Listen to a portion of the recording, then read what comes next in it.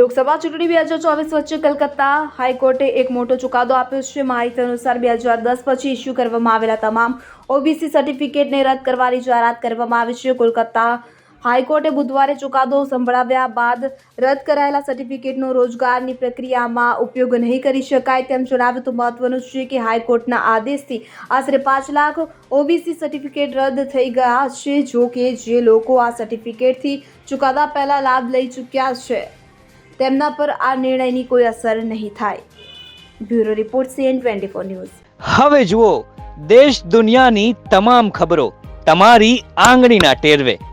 ઉઠાવો મોબાઈલ અને Google Play Store પરથી ડાઉનલોડ કરો અમારી CN24 ન્યૂઝ મોબાઈલ એપ.